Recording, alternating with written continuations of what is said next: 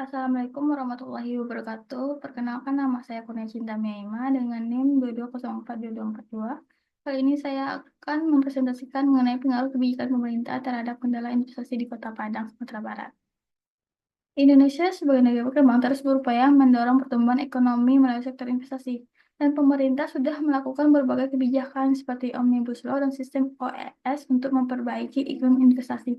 Namun implementasinya tidak berjalan mulus seperti di Kota Padang yang memiliki banyak potensi tetapi memiliki kendala seperti regulasi yang rumit, infrastruktur terbatas, dan masalah tanah wilayah.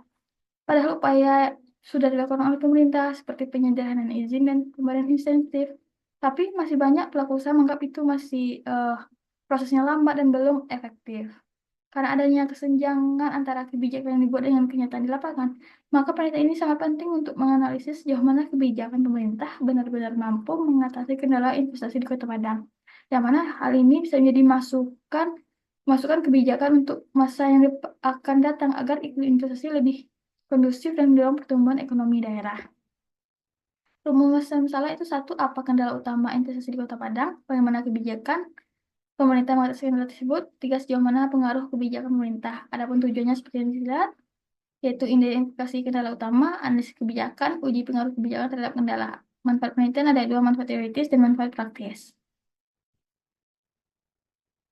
Investasi yaitu disebut sebagai penanaman modal yang dilakukan oleh individu atau perusahaan untuk memperoleh barang, modal, dan perlengkapan produksi yang yang dilakukan berupa aset atau proyek yang diharapkan dapat memberikan manfaat di masa depan. Adapun jenis investasi yaitu investasi pemerintah, investasi swasta. Selanjutnya itu kebijakan pemerintah. Kebijakan pemerintah adalah sebagai tindakan yang dibuat dan diimplementasikan oleh badan pemerintah yang memiliki kewenangan hukum, politik, dan finansial untuk melakukannya agar dapat memecahkan masalah yang dihadapi guna mencapai tujuan tertentu demi kepentingan masyarakat seluruhnya. Yang mana dalam konteks investasi, kebijakan pemerintah berperan penting dalam menciptakan iklim yang kondusif melalui regulasi, insentif, penyediaan perizinan, serta pembangunan infrastruktur. Adapun enam variabel utama yang terhadap PPT mempengaruhi keberhasilan implementasi suatu kebijakan menurut Van Meter dan Van Horn tahun 1995. Kerangka pemikiran. Penelitian ini berasumsi bahwa kebijakan pemerintah yang mana seperti kemudahan perizinan, intensif infrastruktur berpengaruh terhadap kendala investasi di Kota Padang. Yang mana kerangka berpikirnya itu kebijakan pemerintah sebagai S, kendala investasi di Kota Padang sebagai Y. Hipotesisnya yaitu yang memperlihatkan hubungan pada persatuan dan perubahan yang masih bersifat sementara, yang mana HO tidak berpengaruh kebijakan pemerintah terhadap kendala investasi di Kota Padang, sedangkan H1 ada pengaruh kebijakan pemerintah terhadap kendala investasi di Kota Padang.